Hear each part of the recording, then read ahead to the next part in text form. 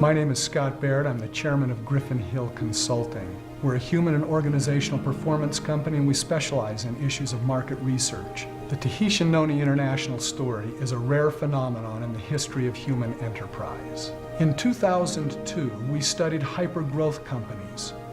We analyzed all the companies listed in the Inc. 500 list for the last 20 years.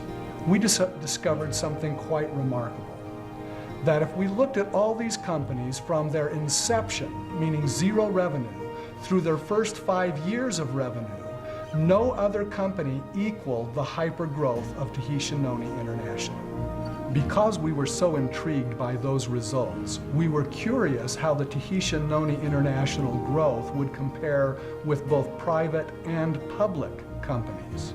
We took a look at the lists for 2003 of the Fortune 500, the Forbes 500, and the Global Fortune 1000 list, and compared those companies with the growth of Tahitian Noni International in their first 5 years. As a result of our research, using that as our basis, we concluded that there were probably fewer than 10 companies in the history of the world that equaled the hyper-growth of Tahitian Noni International. We have profound respect for Tahitian Noni International, so we were understandably honored when we were approached by Tahitian Noni International to be the arbiter of their $100,000 challenge.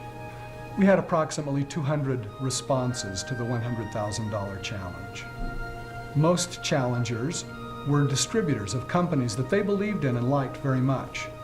We invited each of those challengers to have their company submit financial statements so that we could compare them with the Tahitian Noni financial statements that had already been supplied to us, audited and certified.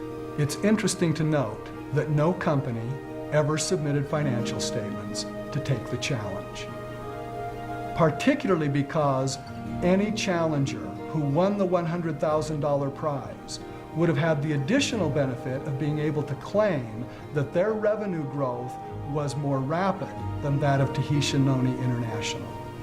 The Tahitian Noni International Challenge was no secret.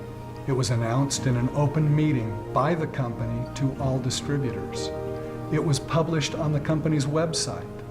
Marketing materials were widely distributed. Media and press were informed about the challenge. Thousands of DVDs were handed out by Tahitian Noni distributors to the distributors of other companies.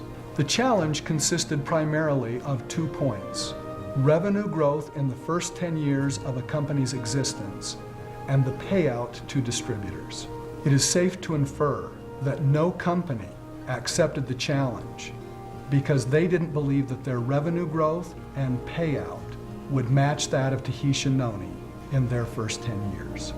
As a result of our experience with the Tahitian Noni International $100,000 challenge, we're left with the same conclusion that we reached after our initial research.